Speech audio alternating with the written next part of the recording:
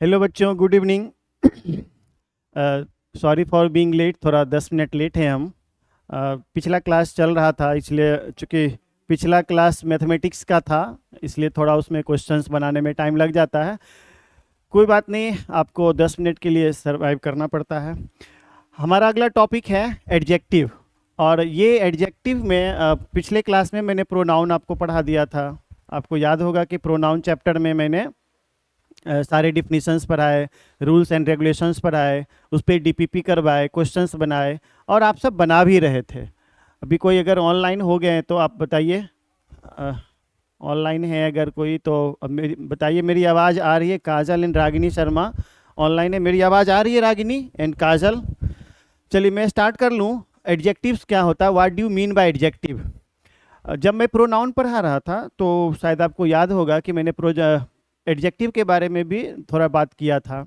जैसे मैं कभी डिमोन्स्ट्रेटिव प्रोनाउन बता रहा था तो मैंने डिमोन्स्ट्रेटिव एडजेक्टिव के बारे में बताया था। डिस्ट्रीब्यूटिव प्रोनाउन के बारे में बताया था तो उसी समय डिस्ट्रीब्यूटिव एडजेक्टिव के बारे में भी बताया था। लेकिन एक्चुअली आपको ये समझना है। हाँ, यस सर, ठीक है। आवाज़ आ रही है तो thank you so much Kajal, Ragini and Muskan. मैं स्टार्ट कर लेता हूँ इस चैप्टर को। प्रोनाउन में अगर कोई दिक्कत होगा तो आप कमेंट करके बता सकते हैं। हालांकि जितना डीपीपी में मैंने क्वेश्चन दिया था ऑलमोस्ट मैंने बना दिए थे, कुछ आपको बनाना था। अगर उसमें भी कोई दिक्कत हुई होगी तो आप ज़रूर कंफर्म करेंगे कमेंट के माध्यम से, और फिर मैं उसे अगले क्लास में उस क्वेश्चन को ले लूँगा और सॉल्व कर दूँगा।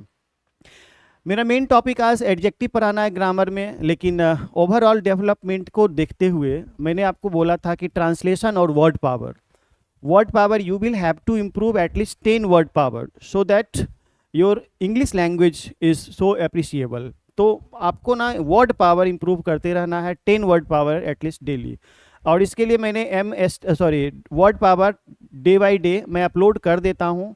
जब आपका वीक स्टार्ट होता है, यानी कि आपका जो वीक स्टार्ट होता है ट्यूसडे को, उसी दिन मैं पूरे वीक का 3 दिन का मैं वर्ड पावर अपलोड कर देता हूं। आपसे रिक्वेस्ट है कि आप ज़रूर उसको याद कर लिया कीजिएगा। लेकिन ट्रांसलेशन की बात जहां तक है तो ट्रांसलेशन भी मैंने अपलोड किया था, और उस ट्रांसलेशन को मैं थोड़ा हिंट दे दूं, या फिर मैं ऐसा करता हूं कि पहले 45 मिनट में पढ़ा लेता हूं ऑलमोस्ट ग्रामर का, उसके बाद में ट्रांसलेशन पे बात करूंगा। आज हम लोग कम से कम 2 मिसलेनियस स्ट्रक्चर्स ऑफ ट्रांसलेशन सीखेंगे। ऐसा इसलिए बोल रहा हूं मैं क्योंकि पिछले क्लास में प्रोनाउन का डीपीपी बनाते बनाते टाइम हो गया था, तो उस क्लास वाला पेंडिंग रह गया था। ठीक है, चलिए हम स्टार्ट कर लेते हैं अपने टॉपिक एडजेक्टिव को। पहले एडजेक्टिव होता क्या है, what do you mean by adjective? Adjective का मतलब शुद्ध हिंदी में है, उसको हम कहते हैं विशेषण, है ना। ये बात आपको पहले से भी पता है कि इसको हम लोग कहते हैं विशेषण। विशेषण क्या होता है, आप देखो ना, नाम से ही आपको पता चलेगा, विशेष से बना हुआ है ये विशेष। विशेष का मतलब होता है विशेषता बतलाना। और किसकी विशेषता बतलाई जाती है? या तो किसी व्यक्ति की या किसी वस्तु की। जैसे ये कलम है तो ये कलम छोटा है, ये कलम बड़ा है, ये कलम पतला है, ये कलम काला है ना। यानी विशेषता कहने का अर्थ, सामान्य अर्थ ये हो गया कि विशेषता बतलाने के लिए, विशेषता बतलाने के लिए हम विशेषण का प्रयोग करते हैं। और वो विशेषता हम किस चीज़ की बतलाते हैं? तो नाउन या प्रोनाउन की बतलाते हैं। यानी आप इसे अंग्रेजी में अगर आप कहना चाहें तो an adjective is a word which is use to qualify noun और प्रोनाउन। दैट मीन्स कि जो नाउन या प्रोनाउन को क्वालिफाई करता है, उसकी विशेषता बताता है, उस शब्द को प्रमोट करता है, उस शब्द के अन्य फैक्ट्स को समझाता है, उसे ही हम विशेषण कहते हैं।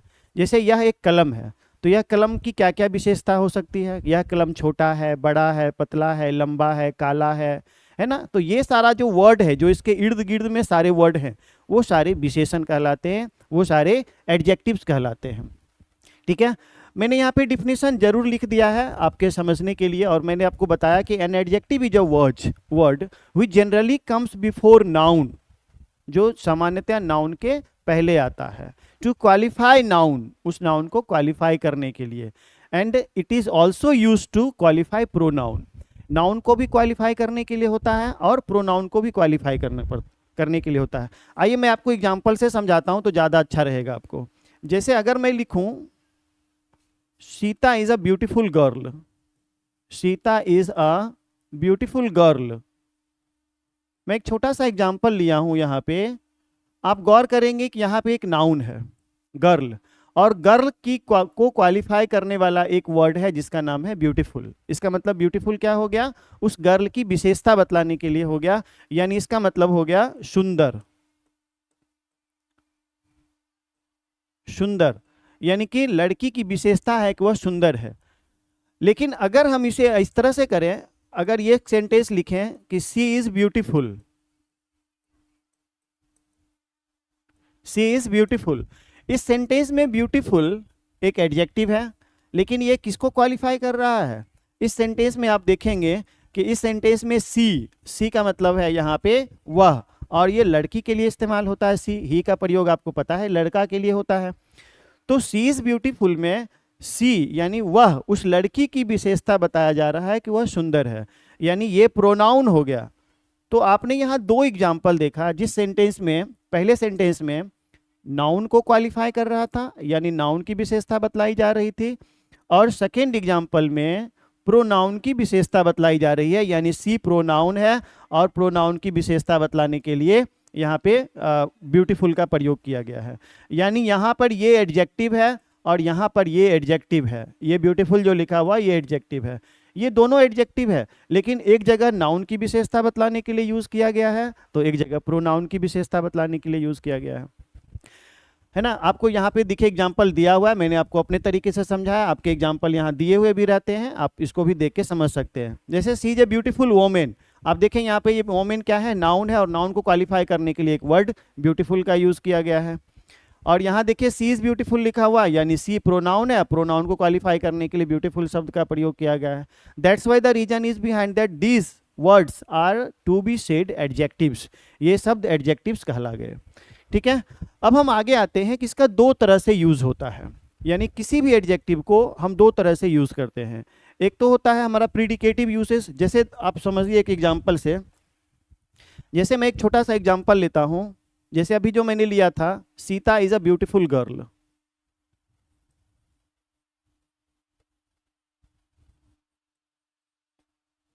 तो एक सिचुएशन ये आता है कि यहाँ पे जो नाउन है उस नाउन को क्वालिफाई करने के लिए यूज होता है, और एक सिचुएशन ये आता है जैसे सी इज ब्यूटीफुल।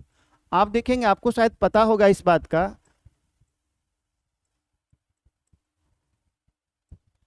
कि ये होता है इस सेंटेंस में सब्जेक्ट और ये होता है प्रीडिकेट। आप बचपन में पढ़े होंगे क्लास 4-5 में, उद्देश्य और विधेय। उद्देश्य और विधेय में आपने देखा होगा कि एक उद्देश्य होता है, यानी जिसको कि हम लोग सब्जेक्ट के रूप में आइडेंटिफाई करते हैं, और एक विधेय होता है जो सब्जेक्ट को छोड़कर rest part of the sentence होता है, यानी कि वाक्य में सब्जेक्ट यानी कर्ता को छोड़कर वाक्य का बचा हुआ जो भाग होता है वो प्रीडिकेट कहलाता है, विधेय कहलाता है। तो जब विधेय भाग में होगा तो वह एडजेक्टिव का प्रीडिकेटिव यूसेज कहलाएगा, लेकिन जब किसी नाउन को क्वालिफाई करने के लिए होगा, यानी सब्जेक्ट के लिए वह यूज किया जाएगा, तो वह एट्रीब्यूटिव यूसेज कहलाएगा किसी भी एडजेक्टिव का। तो there are two usage of adjectives, in fact attributive usage and predicative usage. और इस बात को मैंने यहाँ पे मेंशन भी कर दिया है, आपको अगले पेज में मिल भी जाएगा। आप देखो यहाँ पे एट्रीब्यूटिव यूज और प्रीडिकेटिव यूज, जो कि अभी हम आपको बता भी रहे थे कि एट्रीब्यूटिव यूज किसको कहते हैं और प्रीडिकेटिव यूज किसको कहते हैं। ठीक है जी, यानी आप सामान्य भाषा में इस चीज को अगर समझें तो एडजेक्टिव यानी विशेषण के दो तरह से प्रयोग किए जाते हैं। एक प्रयोग होता है जो एट्रीब्यूटिव होता है, और दूसरा जो होता है वो प्रीडिकेटिव होता है। ठीक है, यानी कि जिसमें प्रीडिकेटिव यूसेज का मैं एग्जांपल देता हूं, जैसे मान लेते हैं दिस इज टॉल, कुछ नहीं, ज्यादा सिंपल, एक सिंपल सेंटेंस लेते हैं, दिस इज टॉल, यह लंबा है। अब आप बताइए कि इस टॉल ये जो टॉल है वह इसकी विशेषता बतलाने के लिए है ना, और ये दिस यहाँ पे क्या है, प्रोनाउन है। कौन सा प्रोनाउन है आपको याद होना चाहिए, क्योंकि मैंने अभी प्रोनाउन पढ़ाया था कुछ दिन पहले, डिमोन्स्ट्रेटिव प्रोनाउन है, डिमोन्स्ट्रेट करने के लिए यूज किया गया है, यानी दिस इज टॉल, ये टॉल है, ये लंबा है।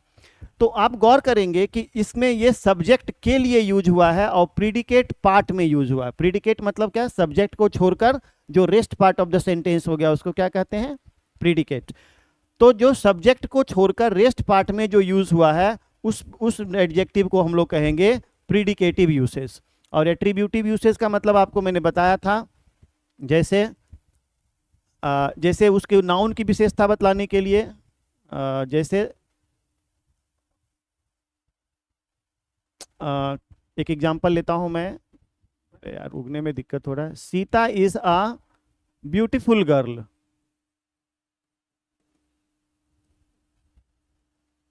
चलिए यही एग्जांपल बार बार दिमाग में आ रहा है, तो गर्ल की विशेषता बतलाने के लिए हो गया। तो ये जो टॉल हो गया वो प्रीडिकेटिव हो गया, और ये जो टॉल हुआ एट्रीब्यूट के रूप में यूज होता है। एट्रीब्यूट किसको कहते हैं, थोड़ा मैं इसको समझा दूं। एट्रीब्यूट का मतलब होता है यानी जो सब्जेक्ट अथवा ऑब्जेक्ट की विशेषता बतलाने के लिए होता है। तो देखिए यहाँ पर ये ऑब्जेक्ट है और ऑब्जेक्ट की विशेषता बतलाने के लिए हुआ तो एट्रीब्यूट हो गया। और सब्जेक्ट के लिए जो यूज होता है एट्रीब्यूट, उसको सब्जेक्टिव एट्रीब्यूट बोलते हैं, और ऑब्जेक्ट के लिए जो एट्रीब्यूट यूज होता है उसको ऑब्जेक्टिव एट्रीब्यूट बोलते हैं। इनफैक्ट ये ऑब्जेक्ट के लिए इस्तेमाल किया गया है, इसलिए ये ऑब्जेक्टिव एट्रीब्यूट है। और ऑब्जेक्टिव एट्रीब्यूट के रूप में ये एट्रीब्यूटिव यूसेज ऑफ एडजेक्टिव है। यानी कि आपको उतना ज़्यादा दिमाग अभी नहीं लगाना है। आपको क्या सोचना है कि एडजेक्टिव दो तरह से प्रयोग किए जाते हैं, एक एट्रीब्यूटिव यूसेज और एक प्रीडिकेटिव यूज, यानी दो प्रयोग होता है। दोनों को एग्जाम्पल से मैंने समझा दिया। आपको जो पीडीएफ मिलेगा उसमें हिंदी में डिफिनेशंस एग्जाम्पल्स लिखे हुए मिलेंगे। मैं सिर्फ टर्म लिख के लाता हूं ताकि आपका समय कम लगे और मैं आपको एग्जाम्पल से समझा सकूं। ठीक है, मैं आगे बढ़ूं। आप लोग समझ रहे हैं तो एक बार यस सर बोल दीजिए और फिर मैं आगे बढ़ूं। आपको मेरी बात समझ में आ रही है? आसान सा लग रहा, आसान भाषा में? Yes sir. चलिए अभी हमने कुछ नहीं पढ़ा, अभी सिर्फ हमने डिफिनीशंस पढ़े हैं। मुस्कान, रागनी, काजल सभी लोग यस सर बोल रहे हैं। अभी हमने सिर्फ एडजेक्टिव का डिफिनीशन पढ़ा और उसके बाद हमने अभी इसके प्रयोग पढ़े कि किस तरह के प्रयोग करते हैं। ठीक है, तो दो बातें हम यहाँ सीख चुके हैं। अब हम लोग इसके क्लासिफिकेशन पे चलेंगे, यानी काइंड्स ऑफ एडजेक्टिव। एडजेक्टिव के कितने प्रकार होते हैं? तो in fact 10 types of adjectives used in English grammar. English grammar में हम लगभग 10 तरह के एडजेक्टिव्स के प्रयोग करते हैं। अच्छा, एक बात मैं और आपको बता दूं कि एडजेक्टिव के जो टाइप्स होते हैं वो अलग अलग किताबों में अलग अलग स्टैंडर्ड के आधार पे लिखे जाते हैं। किसी में आप देखिएगा कि जूनियर इंग्लिश ग्रामर में 6 तरह का एडजेक्टिव होता है, किसी में 8 तरह के एडजेक्टिव्स मिलेंगे, किसी में 10 तरह के एडजेक्टिव मिलेंगे। तो मैटर ये नहीं है कि how many types of adjectives used in English grammar, but all the adjectives we have concern in English grammar we have to study। हमें पढ़ना होगा, यानी जितने तरह के एडजेक्टिव्स हो सकते हैं, जितने तरह के पॉसिबिलिटी हैं, उन सारे तरह के एडजेक्टिव्स को हमें सीखना चाहिए। चलिए मैं आगे बढ़ जाता हूं अपने 10 एडजेक्टिव्स के बारे में, और सबका मैंने यहाँ पर आप गौर करेंगे मैंने हिंदी में भी नाम लिख दिया है, मैं आपको बताते चलूंगा। हालांकि आप जब यहाँ पढ़ोगे ना तो सबको नाम से ही आपका पता चलते जाएगा कि इसका मतलब क्या होता है। कुछ एग्जाम्पल्स में भर्बली आपको समझाते चलूंगा, उसके बाद फिर हम लोग डिफिनीशंस पे आएंगे। ठीक है, तो there are 10 adjectives used in English grammar. First one is adjective of quality, और इसको यू में से क्वालिटेटिव एडजेक्टिव ऑल्सो। आप इसे क्वालिटेटिव भी बोल सकते हैं। क्वालिटी का मतलब होता है गुण, इसलिए एडजेक्टिव ऑफ क्वालिटी को कहते हैं गुणवाचक विशेषण। गुण का मतलब आप समझ रहे होंगे, जैसे वह एक अच्छा लड़का है, यानी लड़का का गुण है कि वह अच्छा है। तो गुड क्या हो गया? आप जब देखेंगे गुड, तो गुड कौन सा एडजेक्टिव हो गया? एडजेक्टिव ऑफ क्वालिटी हो गया। यानी वह सुंदर लड़की है, तो लड़की की विशेषता है कि वह सुंदर है, यानी लड़की की क्वालिटी। तो जब नाउन या प्रोनाउन की क्वालिटी बतलाने के लिए जिस शब्द का प्रयोग करते हैं जनरली वो क्या कहलाता है? क्वालिटेटिव एडजेक्टिव, उसको कहते हैं गुणवाचक विशेषण। हालांकि मैं अभी भर्बली बता रहा हूं, आपको डिफिनीशंस आगे मिलेंगे, और आगे जब डिफिनीशंस मिलेंगे तो उसमें आपको विस्तार से पढ़ने को मिलेगा। ठीक है, मैं एक एक एग्जाम्पल से आपको समझाते हुए चलूं तो ज़्यादा अच्छा रहेगा, है ना। जैसे मान लेते हैं यहाँ पे हो गया गुड, ये हो गया बैड, जैसे हो गया ब्यूटीफुल, तो ये सारे क्या हो गए? Adjective of quality. अब उसके बाद आता है एडजेक्टिव ऑफ, देखिए यहाँ पे टाइपिंग एरर हो गया है, यहाँ पे नहीं ठीक तो है, क्वांटिटी लिखा हुआ, ये क्वालिटी है, ये क्वांटिटी है। एडजेक्टिव ऑफ क्वांटिटी, क्वांटिटी का मतलब होता है मात्रा, यानी कि जिससे मात्रा का बोध होता है ना। जैसे मान लेते हैं आप किसी चीज़ की मात्रा, इसको हम लोग क्वांटिटेटिव एडजेक्टिव भी बोलते हैं, मात्रावाचक विशेषण करते हैं, है ना। जैसे मान लेते हैं लिटिल, आप लिखते हैं लिटिल मिल्क, तो दूध की मात्रा का बोध करा रहा है, थोड़ा दूध, है ना।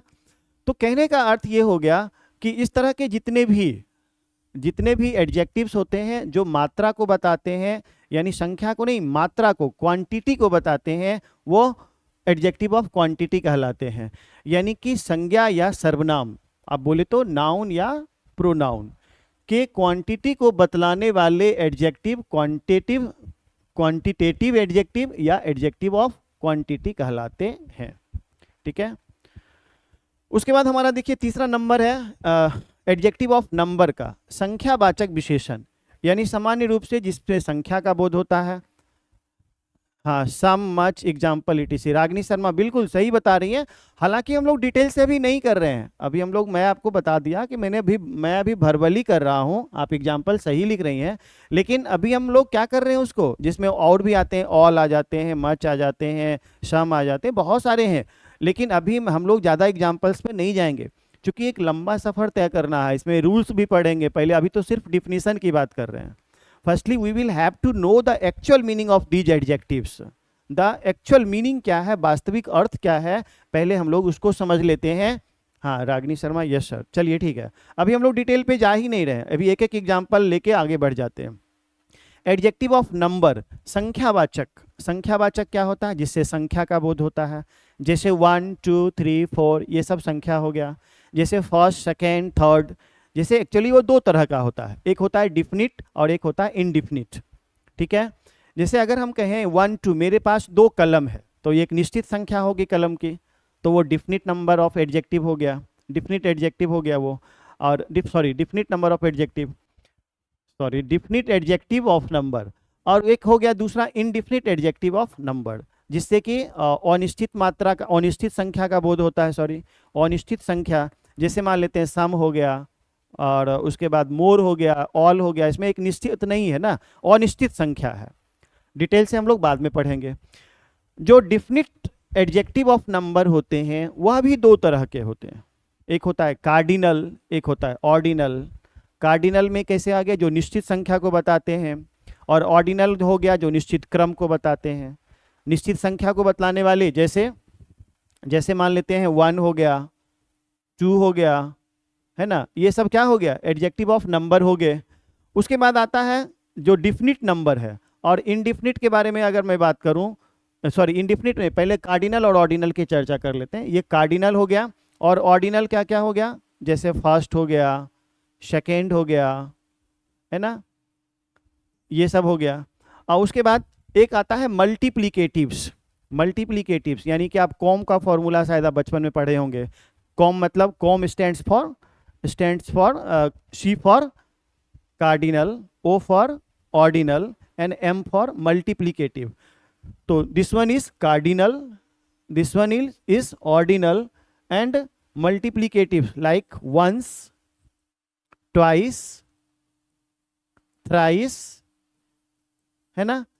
तो ये सारे एडजेक्टिव ऑफ नंबर में कहलाते हैं, मैं इसकी चर्चा आपको बाद में करूंगा डिटेल से। चलिए, उसके बाद आता है प्रॉपर एडजेक्टिव। प्रॉपर एडजेक्टिव किसको कहते हैं, what do you mean by proper adjective.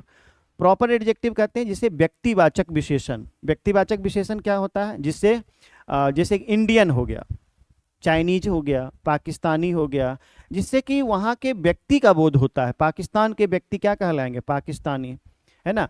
आपको याद होगा कि प्रॉपर नाउन हमने पढ़ा था, तो इंडिया अगर प्रॉपर नाउन है तो इंडिया से बना हुआ इंडियन प्रॉपर एडजेक्टिव हो गया। ठीक है। जैसे अगर मैं बोलूं कि आई एम इंडियन, मैं भारतीय हूं, तो ये इंडियन जो है ना, ये नाउन नहीं है, बल्कि ये क्या है, एडजेक्टिव है। और एडजेक्टिव है तो जैसे ये किसकी विशेषता बता रहा है, इस प्रोनाउन की विशेषता बता रहा है। ये नाउन नहीं बल्कि ये क्या है, एडजेक्टिव है। और ये कौन सा एडजेक्टिव है, प्रोनाउन की विशेषता बतलाने वाला ये एडजेक्टिव है, और इसको हम लोग कहेंगे प्रॉपर एडजेक्टिव। ठीक है जी। इसी को प्रॉपर एडजेक्टिव यानी व्यक्तिवाचक विशेषण कहते हैं। चलिए, उसी तरह से आता है पॉजेसिव एडजेक्टिव। पॉजेसिव एडजेक्टिव आपको याद होगा, पॉजेसिव प्रोनाउन मैंने पढ़ाया था, पॉजेसिव प्रोनाउन आपको याद होगा।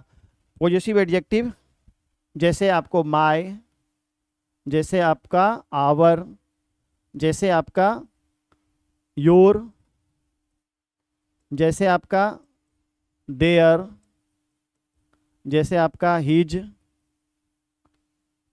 पहले हम हिज ही लिख दें, हर लिख देते हैं, इट्स लिख देते हैं, और उसके बाद देयर।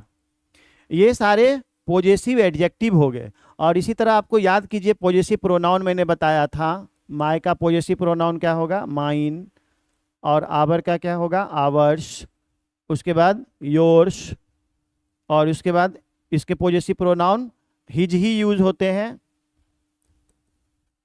इसका क्या हो जाएगा, हर्ष, और इसके पॉजेसिव प्रोनाउन यूज नहीं होते हैं, और इसका क्या हो जाएगा, देयर्स। जो कि आपको केस टेबल में भी मैंने बताया था, पॉजेसिव प्रोनाउन में भी बताया था पॉजेसिव। आज हम लोग पढ़ रहे हैं पॉजेसिव एडजेक्टिव।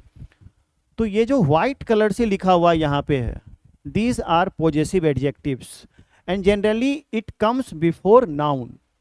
अगर ये नाउन के पहले ये शब्द आया हुआ है तो ये पॉजेसिव एडजेक्टिव कहलाएगा, और अगर नाउन के पहले नहीं आया हुआ है तो ये गलत होगा, ये सही हो ही नहीं सकता है।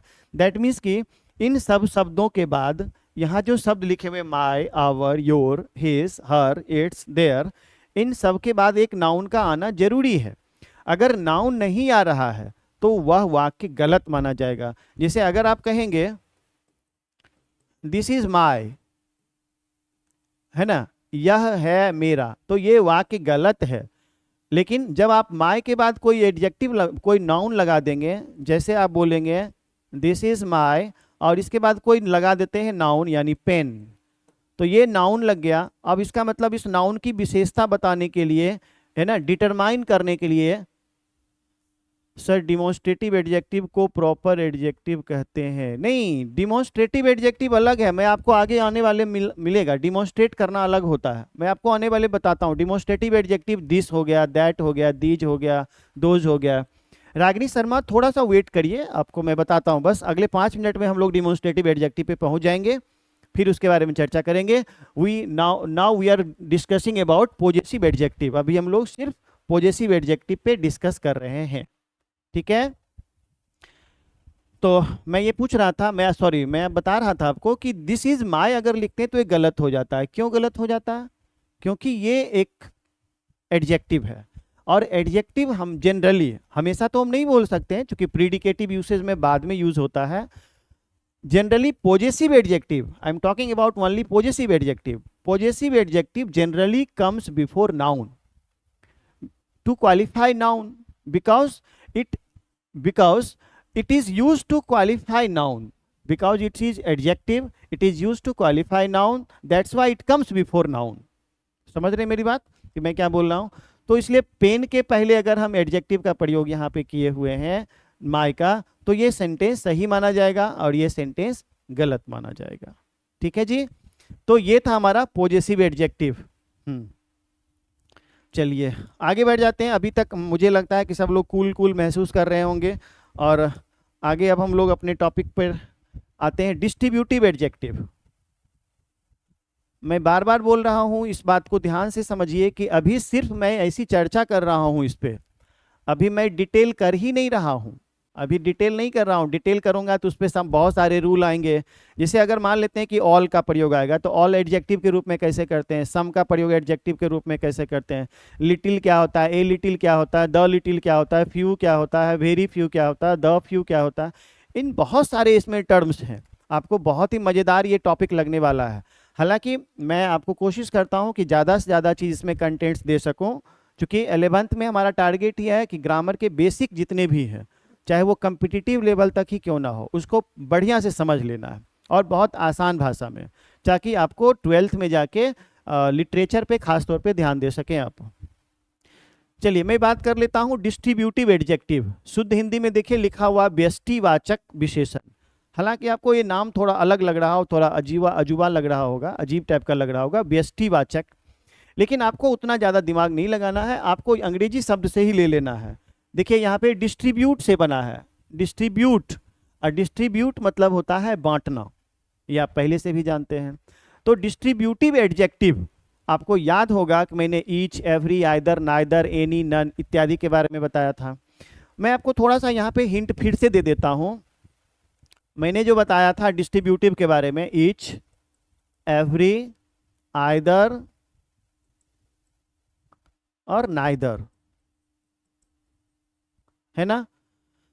अब यहाँ पे हम लिखे थे एनी और नन, आपको याद होगा थोड़ा सा, ठीक है। आपको रिवाइज करते रहना है, रिवाइज करते रहेंगे तो पढ़ने में मज़ेदार होगा। ये रिवाइज नहीं करोगे तो फिर भूल जाओगे, और भूल जाओगे तो फिर दिक्कत होगी। तो आप सभी को मैंने बताया था, याद कीजिए, ईच का मतलब, ईच का मतलब क्या होता है आपको याद है? मैं थोड़ा सा इसको रिवाइज भी कर दूं और आपको याद भी रह जाएगा। ईच का मतलब होता है प्रत्येक या हरेक, प्रत्येक, हरेक, सब या सभी के लिए भी इस्तेमाल कर लेते हैं हिंदी में, तो हिंदी में कोई विशेष मतलब नहीं है, आपको समझना है बस खाली। और इसका भी मतलब यही होता है। आइदर का मतलब होता है दो में से एक, आपको याद होगा मैंने सिखाया भी था आपको, दो में से एक। और नाइदर का मतलब होता है दो में से कोई नहीं। अच्छा, आपको लग रहा होगा कि ये सब फिर से क्यों लिख रहे हैं? इसलिए मैं फिर से लिख रहा हूं क्योंकि यही सभी डिस्ट्रीब्यूटिव एडजेक्टिव्स हैं। इन सब का प्रयोग डिस्ट्रीब्यूशन के सेंस में होता है। एंड हाउ कैन वी से, हम कैसे कह सकते हैं कि these are use to express the meaning of distribution. इसी बात को हम समझाने के लिए मैं आपको ये पूरा लिख रहा हूं और एग्जाम्पल के साथ समझाऊंगा। इसका मतलब याद है आपको? एनी का मतलब दो से ज्यादा में से कोई एक, दो से ज्यादा में से कोई एक, ठीक है जी। और नन का क्या मतलब होता है? अगर आपको याद है तो आप टाइप करके कमेंट करिए, मैं थोड़ा वेट कर लूं आपका। नन का हिंदी अर्थ क्या होगा? चलिए, आप हिंदी में टाइप करने में तो आपको दिक्कत होगी, आप बोल भी नहीं सकते हैं। चलिए कोई बात नहीं, मैं ही लिख देता हूं। दो से ज्यादा में से कोई नहीं, दो से ज्यादा में से कोई नहीं। मुझे पता है कि आप सबको पता होगा, मुझे पता है कि आप सबको पता होगा, लेकिन आप कमेंट में हिंदी में टाइप करना थोड़ा मुश्किल होता है। कोई बात नहीं, मैंने लिख दिया। तो दीज आर डिस्ट्रीब्यूटिव एडजेक्टिव्स, इसका काम होता है डिस्ट्रीब्यूट करना। ईच का, हालांकि इसका प्रयोग प्रोनाउन की तरह भी होता है। एवरी को छोड़कर, देखिए एवरी को मैंने सर्कल कर दिया, एवरी को छोड़कर ये जितने भी लिखे हुए हैं इन सब का प्रयोग प्रोनाउन की तरह भी होता है। एडजेक्टिव तो है ही, और एडजेक्टिव का तरह ये 4 और 2 6, इन सब का डिस्ट्रीब्यूटिव एडजेक्टिव की तरह यूज होता है। मैं एक एक एग्जांपल करके, आप दो से ज्यादा में से कोई नहीं, काजल वाह, आप तो हिंदी में भी टाइप कर दिए भाई, चलिए एक्सीलेंट, बहुत बढ़िया, ताली बजनी चाहिए इसके लिए। तो चलिए हम आगे बढ़ जाते हैं और मैं एक एक सेंटेंस अब आपको बताता हूं इसमें से सब के बारे में। अब आपको याद भी होगा कि मैंने आपको इस पे सेंटेंस बनाया भी था। जैसे देखिए अभी ईच के बारे में बताते हैं। चूंकि मैं प्रोनाउन में ये सब चीज़ पढ़ा दिया था, इसलिए मैं थोड़ा इस पर डिटेल कर रहा हूँ, याद दिला दे रहा हूँ, मतलब आपका रिमाइंड हो जाएगा, ठीक है जी। तो आपको याद होगा कि ईच के बारे में एडजेक्टिव की तरह मैंने बताया था आपको, है ना। जैसे अगर हम कहेंगे each boy is intelligent, each boy is intelligent, तो अब आप गौर करिए, अब आप गौर जा रहे, ईच बॉय इज इंटेलिजेंट, तो बॉय क्या है? यहाँ पे नाउन है, नाउन है, और नाउन को क्वालिफाई करने के लिए हम जिस शब्द का प्रयोग करते हैं वही क्या कहलाता है? एडजेक्टिव कहलाता है। अब देखो यहाँ पे ये डिस्ट्रीब्यूटिव एडजेक्टिव क्यों है, कैसे है? क्योंकि डिस्ट्रीब्यूशन का बोध होता है। जैसे यहाँ पे मान लेते हैं 15 बच्चे हैं, 15 लड़के हैं, और लिखा हुआ है यहाँ पे ईच बॉय इज इंटेलिजेंट, मतलब 15 बच्चे में से अलग अलग सबके बारे में बोला गया कि यह भी इंटेलिजेंट है, यह भी इंटेलिजेंट है, यह भी इंटेलिजेंट है, यानी 15 अलग अलग बच्चे के बारे में बताया गया। तब इसका मतलब हो गया ईच बॉय इज इंटेलिजेंट, मतलब सबको बांट बांट के सबके बारे में बोल रहे हैं, है ना। That's why the reason is behind that this one is to be said distributive adjective. और एडजेक्टिव क्यों कहते हैं? क्योंकि नाउन के पहले है। अगर यही शब्द ऐसे रहता, जैसे रहता ईच इज इंटेलिजेंट, अगर सेंटेंस ये रहता तो इसका मतलब है प्रत्येक तेज है, तब ये एडजेक्टिव नहीं होता, क्योंकि इसके बाद कोई नाउन नहीं है, इसलिए ये क्या हो जाता? ये हो जाता आपका प्रोनाउन। ये हो गया डिस्ट्रीब्यूटिव प्रोनाउन और ये हो गया डिस्ट्रीब्यूटिव एडजेक्टिव। ठीक है भाई, क्लियर है ना सब कुछ? चलो हम इसी तरह से एवरी का भी एग्जांपल ले लेते हैं एक, है ना। Every boy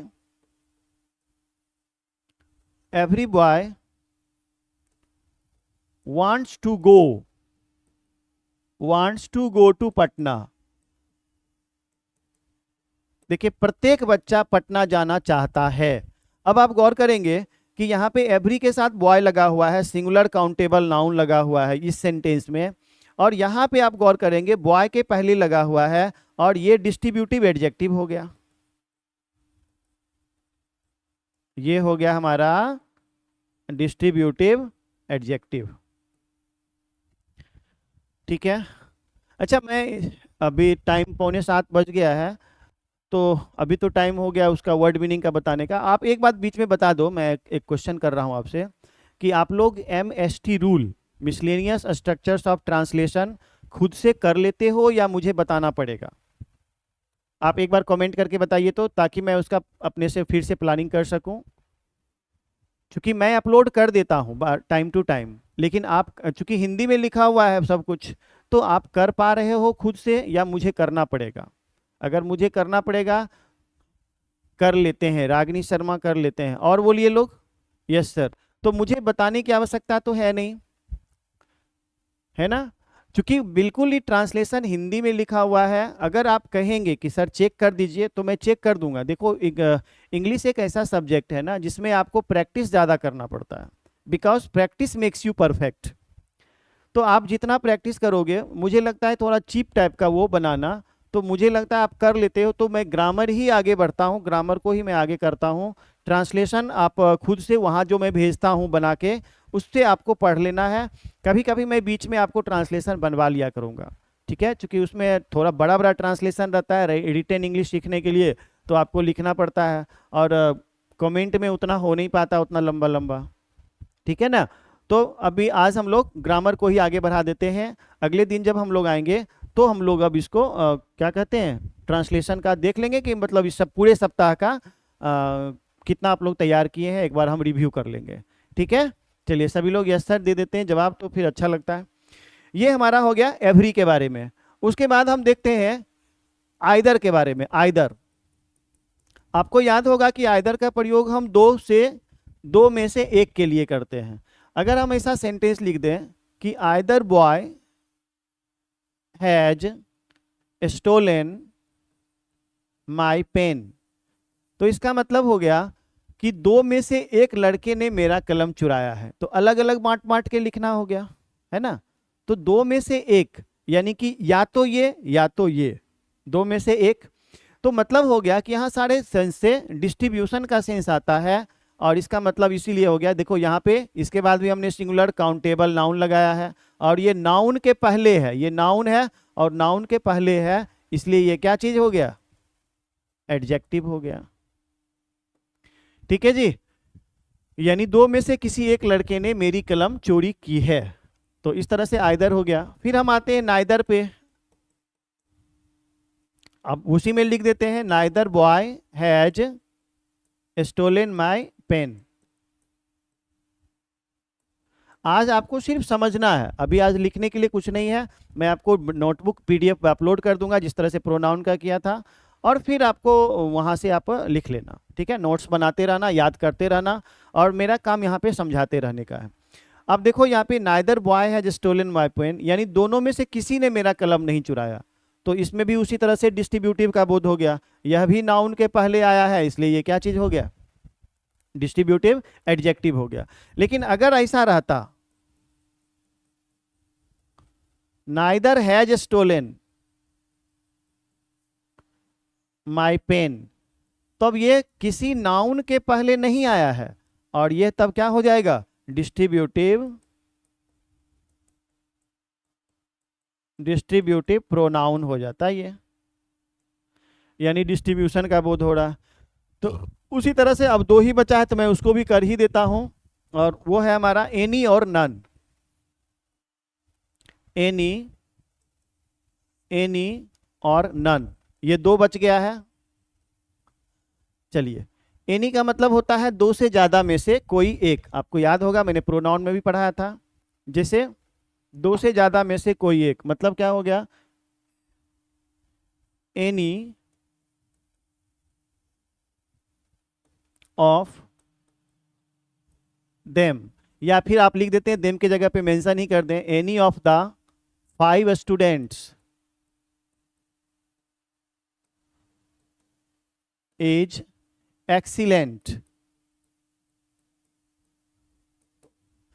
any of the 5 students, देखो ध्यान से, ऑफ के बाद लगाएंगे तो यहां पे प्लूरल काउंटेबल नाउन देना पड़ता है। आपको याद होगा, मैंने प्रोनाउन में बताया था, और ये चूंकि नाउन के पहले लगा हुआ है, इसलिए ये डिस्ट्रीब्यूटिव एडजेक्टिव हो गया,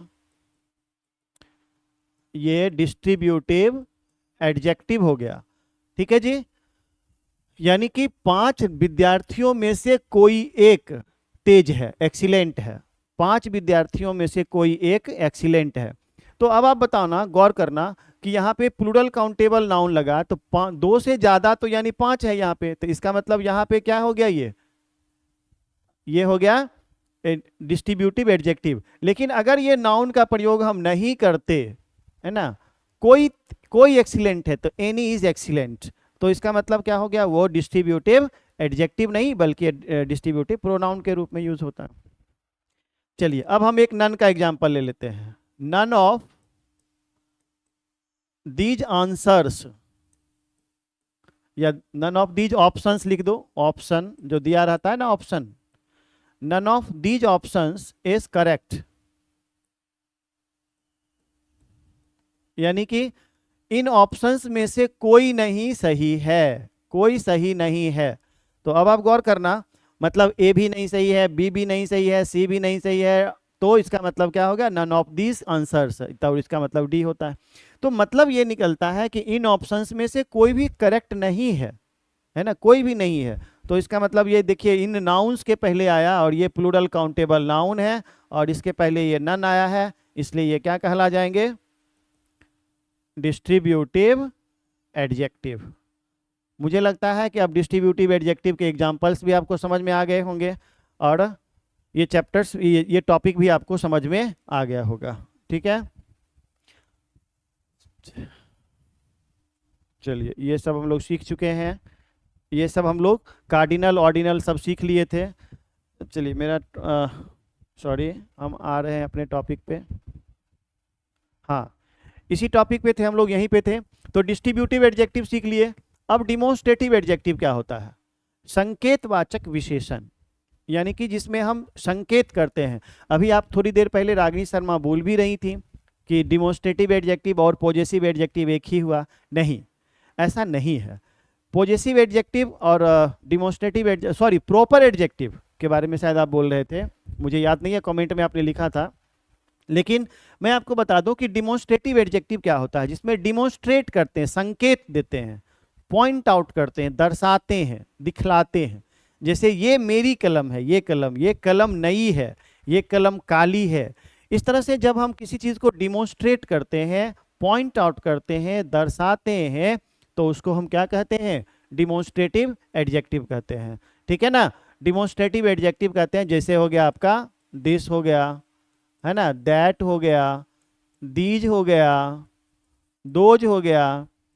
अच्छा, एक चीज और याद रखिएगा कि ये सभी डिमोन्स्ट्रेटिव प्रोनाउन भी हैं, लेकिन जब इनका प्रयोग किसी नाउन के पहले आता है या नाउन को क्वालिफाई करने के लिए यूज होता है, तो उसको हम लोग डिमोन्स्ट्रेटिव प्रोनाउन एडजेक्टिव कहते हैं। दैट मीन्स कि if this that these those come before before adjective, sorry मैं क्या बोल रहा हूँ, if this that these those comes before any noun to qualify it, these are to be said demonstrative adjective, है ना. It is use to express the meaning of point out. ये point out के अर्थ को व्यक्त करने के लिए, दर्शाने के अर्थ के लिए आप यू में से डिमोन्स्ट्रेट करने के लिए, डिमोन्स्ट्रेट करना, दर्शाना, पॉइंट आउट करना, सब एक ही चीज है. चलिए हम आगे आ जाते हैं. इंट्रोगेटिव एडजेक्टिव क्या होता है? इंट्रोगेटिव एडजेक्टिव कहते हैं जिससे इंट्रोगेट होता है, जिससे प्रश्न किया जाता है ना.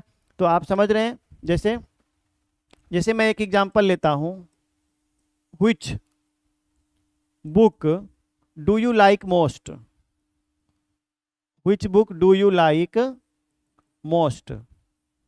आप एक एग्जांपल देखो, यहाँ पे ये बुक क्या है, नाउन है, और नाउन के पहले एक शब्द आया हुआ है व्हिच, यानी इससे प्रश्न पूछने का बोध हो रहा है. तो इसका मतलब क्या हो गया, ये इंट्रोगेटिव एडजेक्टिव हो गया. इसको कहते हैं इंट्रोगेटिव एडजेक्टिव. अब इम्फैटिक एडजेक्टिव और एक्सक्लामेटरी एडजेक्टिव, इन दोनों के प्रयोग जनरली हम इस्तेमाल नहीं करते हैं बहुत सारे बुक में, लेकिन इसमें प्रयोग किए जाते हैं. And it totally depends upon the actual meaning of the sentence. ये सेंटेंस के अर्थ पर निर्भर करता है, और ये तब हम लोग डिस्कस करेंगे जब हम इस टॉपिक को यहाँ पे आएंगे, पहुँचेंगे. यानी कि जो इम्फेसाइज किया जाता है वो कोई पर्टिकुलर नहीं होता है, पर्टिकुलर कोई वर्ड नहीं होता है, बल्कि it totally depends upon in the sentence which is given in the sentence. जो सेंटेंस में दिए रहते हैं उस सेंटेंस पे निर्भर करते हैं कि इस सेंटेंस में ये इम्फैटिक है कि नहीं है. ठीक है, तो इस तरह से मैंने ये डिटेल किया. एक्सक्लामेटरी एडजेक्टिव का प्रयोग, जैसे आपको व्हाट का प्रयोग बताया था, तो व्हाट का प्रयोग इसमें भी हम लोग करते हैं एक्सक्लामेशन के रूप में. इसीलिए चूंकि इसके प्रयोग बहुत कम किताबों में दिए भी रहते हैं, लेकिन जब हम लोग इस टॉपिक पे पहुंचेंगे तब हम इसके बारे में बताएंगे, क्योंकि ये डिपेंड करता है सेंटेंस पे. ठीक है, चलिए उसके बाद आप गौर करेंगे कि यहाँ पे जो मैंने बताया, अब उसके बाद आपको सबको ये लिखना पड़ेगा एक एक करके. यही सब एग्जाम्पल्स वगैरह दिए हुए हैं. अल्टीमेटली मैंने एक बार वर्बली आपको समझाया है. अब हम लोग अगले दिन पे इस सब के बारे में, अब देखो यहाँ पे है ना, ये डिफिनिट इंडिफिनिट, ये सब मैं आपको थोड़ा सा लिखाऊंगा, थोड़ा और एग्जाम्पल वगैरह दूंगा. तो आज का टॉपिक ये लगभग ऑलमोस्ट आपको मैंने बता दिया, समझा दिया, और उसके बाद मैं इसको एक एक करके फिर से समझाऊंगा, लिखाते समय हिंदी और इंग्लिश में लिखाते चलूँगा. ठीक है, आज का क्लास यहीं समाप्त करते हैं. वर्ड मीनिंग जरूर याद करके रखिएगा, और जो भेजा गया है, जितना भेजा गया है, आपको एक एक सप्ताह का 3-3 वर्ड, 3-3 MST रूल भेज दिया जाता है.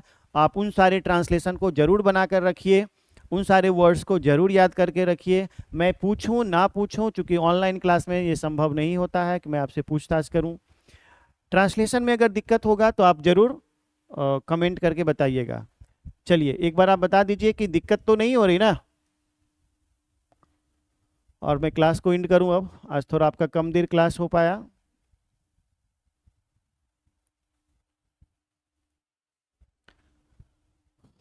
नो सर, चलिए ठीक है.